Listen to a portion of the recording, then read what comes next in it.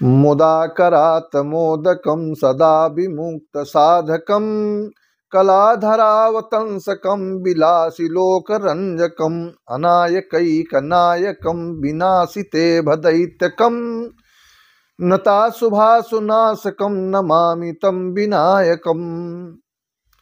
मैं हूं आचार्य रमाकांत मिश्र। अपने इस YouTube चैनल पर सभी दर्शकों का एक बार पुनः बहुत बहुत हार्दिक स्वागत करता हूं।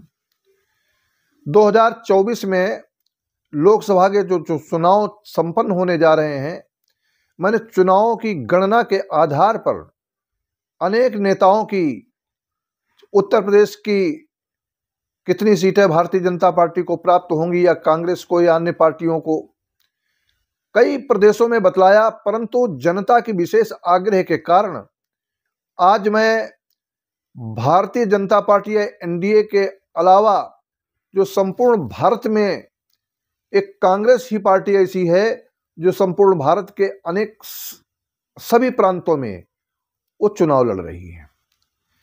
क्या राहुल गांधी एक तरफ भारत जोड़ो यात्रा, दूसरी तरफ अपनी न्याय यात्रा के नाम से कभी यात्रा निकालते हैं?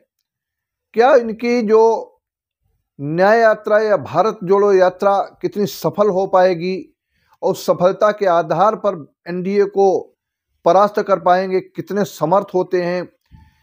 इनके कथनी और करनी के आधार पर इनका भाग्य कितना प्रबल है जो राज सत्ता सुख अर्थात प्रधानमंत्री के पद तक पहुंचा सकता है? क्या स्थितियां कोई ऐसी उलट पुलट होने की संभावना दिखाई देती है? और इसमें सत्यता के आधार पर इस कुंडली का आज विवेचन कर रहा हूं। राहुल गांधी का जन्म 18 जून 1970 को रात्र 9:52 पर जब इनका जन्म हुआ है, तो जन्म समय की स्थिति के आधार पर इनकी मकर लग्न बनती है। मकर लग्न का जो स्वामी शनि है वह अपनी नीच राशि में चतुर्थ भाव में विराजमान है। अब कोई लग्नेश माने शरीर का स्थान जब जन्म हुआ, ऐसे व्यक्ति के पूर्व जन्म के कर्मों के प्रभाव से जन्म होता है और पूर्व जन्म के कर्मों के प्रभाव के कारण मकर लग्न और उसका स्वामी शनि राजनीतिक स्थान पर जाकर के बैठ जाए तो व्यक्ति, ऐसी कुंडलियां विशेषकर देखने को मिलती हैं जब लग्नेश चतुर्थ भाव में होता है तो वो सुख समृद्धि, माता के सुख को प्राप्त करके और अनेक प्रकार के सुख भोग करके धन ऐश्वर्य प्रतिष्ठा और यहाँ राजनीतिक स्थान में उसका जन्म होता है या बाद में राजनीति जरूर करता है, लग्नेश का चतुर्थ भाव में होना। परंतु लग्नेश नीच राशि में विराजमान, तो इनकी अपनी कथनी और करनी के आधार पर इनके भाग्य में ही ऐसा है कि ये कहेंगे कुछ और करेंगे कुछ और इनकी वाणी में के द्वारा, क्योंकि द्वितीय भाव वाणी का और परिवार का स्थान कहलाता है, तो परिवार में छाया ग्रह कुंभ राशि में छाया ग्रह अर्थात राहु ग्रह विद्यमान है। अब जिसका द्वितीय भाव में राहु ग्रह विद्यमान हो तो ऐसा जातक अपने परिवार से भी विमुख होता है। जो इनका अपना निजी परिवार, राहुल गांधी के अलावा वरुण गांधी इत्यादि का परिवार, उनसे भी इनकी आपस में अनबन रहती है, क्योंकि इनकी एक चाटुकारिता के कारण और कुछ अस्तित्व दिखाने के कारण सोनिया जी को अपने निजी परिवार के अलावा किसी से कोई मतलब नहीं रखा। राहुल गांधी का जब द्वितीय भाव में राहु ग्रह विद्यमान है तो यह छाया की तरीके से कभी कुछ कहना कभी कुछ कहना, इसलिए इनकी बातों में कोई बहुत बड़ा प्रभाव नहीं होता है और जनता के अंदर उस प्रभाव का असर भी नहीं दिखाई देता। कुंडली में कई ग्रह ऐसे हैं जो इनका सप्तम भाव में शुक्र स्वराशि, शुक्र की स्थिति क्या है? शुक्र ग्रह सप्तम का कारक है, शत्रुग्रही अर्थात चंद्रमा के कर्क लग्न में बैठा हुआ है, कर्क राशि में। स्थितियों के आधार पर इनका पारिवारिक जीवन भी उस प्रकार से, जिसको दाम्पत्य जीवन कहने के कारण, क्योंकि जो सप्तम भाव का स्वामी चंद्रमा है वो नीच राशि में होकर के एकादश भाव में विराजमान है। ऐसी ग्रहों की स्थिति के आधार पर इनका एक ग्रह और जो एकादशेश मंगल है वो षष्ठम भाव में विराजमान है। षष्ठम भाव में राहु की दृष्टि पड़ती है। राहु द्वितीय भाव में होने के कारण पांचवी दृष्टि से षष्ठम भाव को देखता है। तो शत्रु हंता योग तो मंगल के कारण है, लेकिन राहु के कारण ये स्वयं अपने कर्मों के आधार पर उससे परास्त हो जाते हैं। अनेक प्रकार की समस्याएं इनके सामने आती रहती हैं। रही बात 2024 में चुनाव की, क्या परिणाम दे पाएंगे राहुल जी? क्या न्याय यात्रा निकाल करके और न्याय के माध्यम से मोदी जी को परास्त करने में इनकी क्षमता है या नहीं है?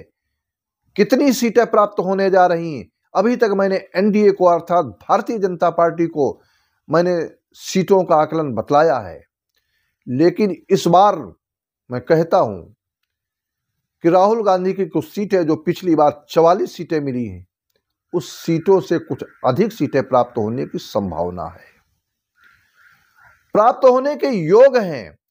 क्योंकि वर्तमान समय में इनकी पार्टी के जो अध्यक्ष हैं श्री मल्लिकार्जुन खड़गे जी हैं, और उनकी ग्रहों की स्थिति के आधार पर 44 सीटें से कुछ सीटें अधिक बढ़ने की योग है। और वो सीटें कितनी प्राप्त हो सकती हैं? वो सीटें 60 सीटों में 5 सीट अधिक और 5 सीट कम, मतलब 60 सीटों का इनका मतलब योग है, और इतनी सीटें प्राप्त कर सकते हैं। यह कांग्रेस की स्थिति बनने जा रही है 2024 के लोकसभा चुनाव में।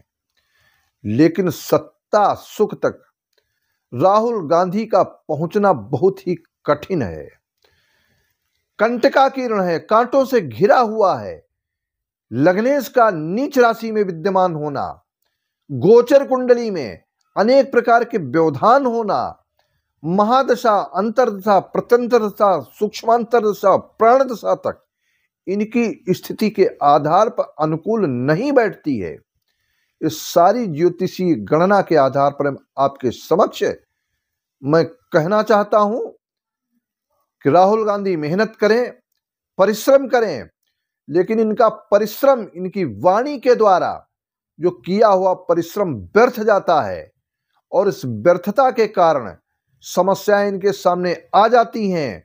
इनको लोग गंभीरता से नहीं लेंगे। इसका क्योंकि पूर्व जन्म के कर्मों के अनुसार व्यक्ति का प्रादुर्भाव होता है, जन्म होता है, और जन्म के अनुसार यदि व्यक्ति का अपना एक कर्म क्षेत्र सुधार ले तो उसके, क्योंकि भाग्य से कर्म नहीं बनता, कर्म से भाग्य बनता है। इसलिए स्थितियों के आधार पर मैं तो केवल और केवल एक राय व्यक्त करना चाहता हूं इनकी ग्रहों की दृष्टि के आधार पर। कांग्रेस, भारतीय जनता पार्टी या एनडीए या आईएनडीआईए गठबंधन, इनका अस्तित्व बहुत कुछ अच्छा दिखाई नहीं पड़ता है। यह सीटें तो 44 से बढ़कर के प्राप्त करने जा रही है कांग्रेस, परंतु सत्ता के सुख तक नहीं पहुंचेगी, ऐसा मेरा एक ज्योतिषी आकलन है। और जो सीटें मैंने बताई हैं आज नोट कर लें, अभी चुनाव की घोषणा नहीं हुई है। चुनाव की घोषणा के जब होगी तो उसके दूसरे दिन मैं एक वीडियो अवश्य दूंगा, लेकिन आज तक जो मेरी गणना है इनके ग्रहीय आधार पर, क्योंकि तारिका पुंजों में वैज्ञानिक अध्ययन गवेषण के आधार पर जो भविष्यवाणी इस सौर मंडल में ग्रहों के परिवर्तन के योग से जो की जाती है वह वस्तुतः सत्य निकलती है, और सत्य ही होगी कि राहुल स्वकर्मों के आधार पर पूर्व जन्मों के संयोग से इनको सत्ता सुख अभी प्राप्त होने का योग नहीं है, और ये सत्ता से वंचित रहेंगे, ऐसा मेरा एक पूर्ण विश्वास है। आप सबके लिए मैं कहता हूं कि आज मैंने राहुल गांधी की कुंडली का विश्लेषण किया, कल किसी और किसी अच्छे नेता की, जैसी कि दर्शकों से भी मैं आग्रह करता हूं कभी कभी बताएं कि किस नेता की कुंडली मैं देख करके आपके सामने आकलन रखूं, और मैं जरूर रखूंगा, ये मेरा पूर्ण विश्वास है। तब तक हमारे इस चैनल को अधिक से अधिक सब्सक्राइब करें और वीडियो को शेयर करें। बहुत बहुत धन्यवाद।